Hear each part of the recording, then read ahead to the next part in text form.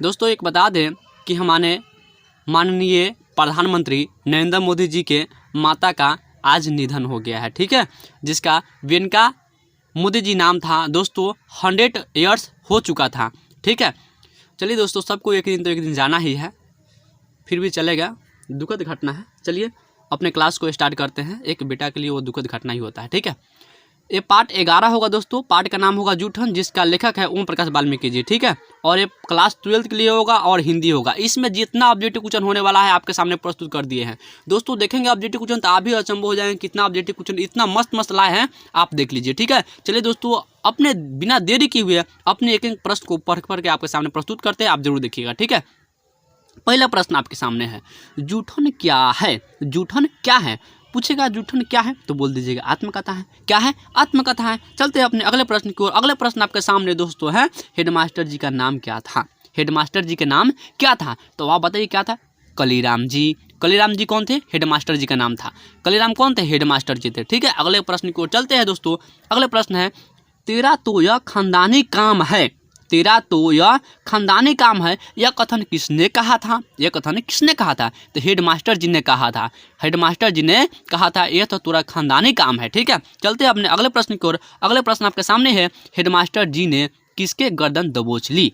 Headmaster जी ने किसके गर्दन दबोच ली? लेखक की, यानी मुंशी जी का। दोस्तों कि आप पूरा वीडियो को जरूर देखेंगे, और दोस्तों मेरा ये भी वादा रहा कि आप इस वीडियो को देखिए, उसके बाद में कहीं भी आप सेट लगाते हैं या गेस पेपर पढ़ते हैं या कोई भी बनाते हैं, तो उसमें से देखिए जब भी इसमें से प्रश्न आए तो दोस्तों मेरा वीडियो जरूर आपको याद होगा, क्योंकि इसमें जितना क्वेश्चन होने वाला था उसके सामने आपके सामने हम प्रस्तुत किए, ठीक है। जितना क्वेश्चन होने वाला था ऑल आपके सामने प्रस्तुत किए हैं। अगले प्रश्न की ओर चलते हैं दोस्तों। मुंशी जी कौन थे? मुंशी जी कौन थे? तो लेखक थे। मुंशी जी कौन थे? लेखक थे। आगे आपका प्रश्न है, 10 मवेशियों वाले घर से साल भर में कितने सेर अनाज मिलता था? तो दोस्तों 25 सेर अनाज मिलता था। अगर 25 सेर ऑप्शन में नहीं रहेगा तो मानिएगा 12 से 13 किलो, 12 से 13 किलो, ठीक है। 12 से 13 किलो मानिएगा कब? जब 25 सेर ऑप्शन में न रहेगा तब। अगले प्रश्न की ओर है दोस्तों। अगले प्रश्न आपके सामने है, कलीराम हेडमास्टर जी ने गाली देकर किसको धमकाया? तो छोटन लाल जी को गाली देकर धमकाया था। कौन? कलीराम। और कलीराम कौन थे? हेडमास्टर जी का नाम था, ठीक है। चलते हैं अपने नेक्स्ट प्रश्न की ओर। आपका अगला प्रश्न है दोस्तों, हेडमास्टर जी का दूसरा सवाल क्या था? तो हेडमास्टर जी का दूसरा सवाल था, चूहरों का है क्या? माने लेखक से पूछ रहा था चूहरों का है क्या? यह हेडमास्टर जी का दूसरा सवाल था, ठीक है। आपसे पूछेगा कि हेडमास्टर जी का दूसरा सवाल क्या था, ठीक है। ये हेडमास्टर जी पूछे या कलीराम पूछे, या कलीराम के दूसरा सवाल क्या था, तो बोल दीजिए चूहरों का है क्या। हेडमास्टर जी का कलीराम नहीं नाम था, ठीक है। चलते अगले प्रश्न की ओर। अगले प्रश्न आपके सामने है, सूखी पुड़िया कब काम आती थी? लेखक को सूखी पुड़िया कब काम आती थी? तो बरसात के समय में सूखी पुड़िया लेखक को काम आती थी, ठीक है। पूरी जो था ना वो पूरी सूखा के दोस्तों बरसात के समय में लेखक खाते थे, ठीक है। अगले प्रश्न है दोस्तों, सुखदेव सिंह त्यागी का पोता कौन था? सुखदेव सिंह त्यागी का पोता कौन था? तो सुरेंद्र सिंह। सुरेंद्र सिंह किसके पोता थे? सुखदेव सिंह त्यागी के पिता थे, ठीक है। अगले प्रश्न की ओर दोस्तों चलते हैं। अगले प्रश्न है दोस्तों, शादी से कितने दिन पहले लेखक के माँ पिताजी सुखदेव सिंह त्यागी के घर काम पर लगे थे? तो दोस्तों 10-12 दिन पहले लेखक त्यागी के घर पर काम में लगे हुए थे, ठीक है। लेखक के माँ और पिताजी। अगले प्रश्न की ओर चलते हैं दोस्तों। आपके आगे प्रश्न है, हमारे घर में तो कोई भी ऐसा खाना नहीं बना सकता। हमारे घर में तो ऐसा कोई भी खाना नहीं बना सकता, यह कथन किसका है? तो यह कथन सुरेंद्र सिंह का है। सुरेंद्र सिंह कहते थे कि हमारे घर में तो ऐसा कोई खाना नहीं बना सकता था। इसी पर दोस्तों क्या होता है, लेडीज खुश हो जाता है, ठीक है। अगले प्रश्न को चलते हैं दोस्तों। किनकी बात को सुनकर लेखक की पत्नी खुश हुई थी? देखिए दोस्तों बात तो सही है। देखिए यहाँ पर सुरेंद्र सिंह कहा कि आपने ऐसा खाना बनाया है कि ऐसे खाना हमारे घर में कोई भी नहीं बनाता है, तो उस पर सुरेंद्र सिंह ने कहे थे। इसी बात को उन्होंने सुनकर पत्नी उनकी खुश हो गया था। यही बात है कि इसकी बात को सुनकर लेखक की खुश हुई थी। तो दोस्तों सुरेंद्र सिंह की बात सुनकर लेखक की पत्नी खुश हो गया था। आगे प्रश्न की ओर चलते हैं दोस्तों। अगले प्रश्न आपके सामने है, खाल को निकालते ही उस पर क्या लगाना पड़ता है? तो दोस्तों बड़ी गंभीर बात है यहाँ पर कि दोस्तों लेखक बैल भैंसी का चमड़ो उतारता था, और उतारते समय नमक उस पर लगा देता है। ठीक है, चलते हैं अपने अगले प्रश्न की ओर दोस्तों। आगे वाला प्रश्न है दोस्तों, मरे हुए पशु की खाल किस बाजार में बिक जाती थी? मरे हुए पशु की खाल किस बाजार में बिक जाती थी? तो चमड़ा बाजार में मरे हुए पशु की खाल बिक जाती थी। ठीक है, अगले प्रश्न की ओर चलते हैं दोस्तों। अगले प्रश्न आपके सामने है, लहरों के राजहंस किनकी रचना है?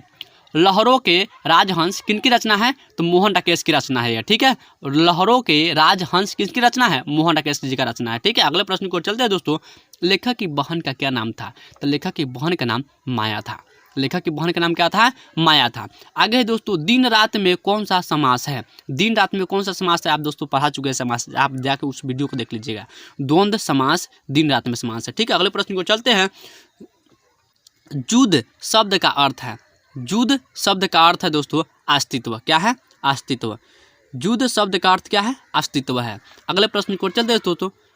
आगे है दोस्तों, लेखक को स्कूल में झाड़ू लगाते हुए किसने देख लिया? लेखक को स्कूल में झाड़ू लगाते समय किसने देख लिया था? तो जो दोस्तों पिताजी ने उनको देख लिया था। कौन? किसको? तो लेखक झाड़ू लगा रहे थे अपने स्कूल में, तो पिताजी उनको देख लिया था। ठीक है, अगले प्रश्न को चलते हैं दोस्तों। ओम प्रकाश वाल्मीकि जी को कौन सा पुरस्कार मिला है? तो देखिए दोस्तों, परिवेश सम्मान ओम प्रकाश वाल्मीकि जी को दिया गया है। जय श्री सम्मान ये भी दिया गया है। कथाक्रम सम्मान ये भी दिया गया है। न्यू इंडिया बुक पुरस्कार ये भी दिया गया है। लेकिन पूछे कि न्यू इंडिया बुक पुरस्कार कब दिया गया है? तो 2004 में दिया गया है। ठीक है, चलते हैं दोस्तों। ये सब अलग अलग समय में दिया गया है दोस्तों, आगे बताएंगे आपको। ठीक है, आगे दोस्तों, लेखक को परिवेश सम्मान कब मिला था? देखिए दोस्तों, परिवेश सम्मान तो मिला हुआ था, लेकिन 1995 में मिला था। कब मिला था? 1995 में लेखक को परिवेश सम्मान मिला था। कौन लेखक को? ओम प्रकाश वाल्मीकि जी को। ठीक है, अगले प्रश्न को आपके अगले प्रश्न है दोस्तों, जिंदगी शब्द का विशेषण क्या है? दोस्तों विशेषण का हम एक वीडियो आपके सामने लेके आएंगे। आप बताइएगा जिंदगी शब्द का विशेषण क्या है? तो जिंदगी शब्द का विशेषण है जिंदगानी। क्या है? जिंदगानी। ठीक है, आगे है, छुरी पकड़ते ही किसके हाथ कांप रहे थे? तो दोस्तों लेखक के हाथ कांप रहे थे, क्योंकि लेखक अभी उस समय 8 9 में पढ़ रहे थे। ठीक है, तो इसीलिए उसके हाथ कांप रहे थे। ठीक है, छुरी पकड़ते ही लेखक किसके हाथ कांप रहे थे? तो दोस्तों लेखक के हाथ कांप रहे थे। आगे है, चाचा ने खाल को किस में बांध दिया था? तो उनके चाचा, लेखक के चाचा जो थे, उनकी चादर में बांध दिए थे खाल को, और लेखक को लाद दिए थे, ले चलो। ठीक है, चाचा ने खाल को किस में बांध दिया था? चादर में बांध दिया था, और बोल दिया था चलने के लिए। खाल का मतलब जान रहे हो दोस्तों, चमड़ा था एक बैल का, उसी को लाद दिया गया था। ठीक है, आगे है, जसवीर देहरादून में किसके घर गए थे? जसवीर देहरादून में किसके घर गए थे? तो अपने मामा के घर गए थे। कौन? जसवीर देहरादून में। ठीक है, आपसे पूछ सकता है कि बताइए जसवीर के मामा के घर कहाँ है? तो देहरादून में बता दीजिएगा। किस तरह से ऑब्जेक्टिव क्वेश्चन बना सकता है दोस्तों आपको? अब देखिए, लेखक बनाने वाले जो होगा दोस्तों, वो किसी तरह से बना देगा, कहीं भी क्वेश्चन को घुमा के बना देगा, लेकिन आपको घूमना नहीं है, खुद पकड़ना है। ठीक है, अगले प्रश्न की ओर दोस्तों, किसका बैल खेत में आते समय रास्ते में गिर गया पड़ा? माने किसका बैल खेत में आ रहा था दोस्तों, रास्ते में उसका गिर पड़ा था? ब्रह्मदेव का। किसका? ब्रह्मदेव का बैल था जो रास्ते में आया और गिर पड़ा, और इसी ब्रह्मदेव के बैल को उठाने के लिए लेखक को और लेखक के चाचा गए थे चमड़ा को उतारने के लिए। ठीक है, आगे प्रश्न है दोस्तों, मेरी पत्नी ने यथासंभव अच्छा खाना खिलाया में यथासंभव कौन सा समास है? जब भी यथासंभव आ जाए वो अभिभाव में, किस में आता है? यथासंभव आ जाए अभिभाव, जब भी य से कोई आ जाएगा तो यथासंभव अभिभाव में आएगा। ठीक है, आगे है दोस्तों, सुरेंद्र सिंह की बुआ सुखदेव सिंह की क्या लगती थी? तो बेटी। सुरेंद्र सिंह की बुआ सुखदेव सिंह की क्या लगती थी? बेटी। ठीक है, आगे देख लीजिएगा दोस्तों। इसमें से कितना भी बना के पूछ सकता है। ठीक है, आप याद कर लीजिएगा। जसवीर और जनेसर लेखक के क्या लगते थे? जसवीर और जनेसर लेखक के क्या लगते थे? तो भाई लगते थे। अब दोस्तों अपने तगार पर आ चुके हैं दोस्तों, अभी चलते हैं अभी कुछ और। अगले प्रश्न है दोस्तों, एक मरे बैल या भैंस उतारने के लिए, माने उसको उठाने के लिए कितने लोगों की जरूरत होती थी? तो 4 से 6 लोगों की जरूरत होती थी एक बैल को या भैंस को मर गया उसको उठाने के लिए। ठीक है, आगे दोस्तों, अब और नहीं क्या है? तो एक कविता संकलन है। क्या है? कविता संकलन है। ठीक है, अब और नहीं ये क्या है? कविता संकलन है। ठीक है, इसी तरह से सवाल पूछेगा दोस्तों आपको। आगे है दोस्तों, ओम प्रकाश वाल्मीकि जी का निधन कब हुआ था? तो इसका निधन 17 नवंबर 2013 को ओम प्रकाश वाल्मीकि जी का निधन हो गया था।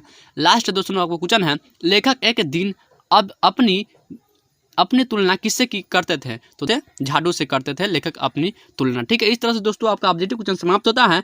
प्रयास कीजिएगा इस वीडियो को देखें और उसको याद करें, और याद करने के बाद में कहीं भी आप मॉडल सेट हो या टारगेट हो, आप कोई भी दे सकते हैं, एक भी परेशानी नहीं होगा। ठीक है दोस्तों, इसी जोश और जुनून के साथ मिलते हैं अगले वीडियो में। जब तक के लिए जय हिंद।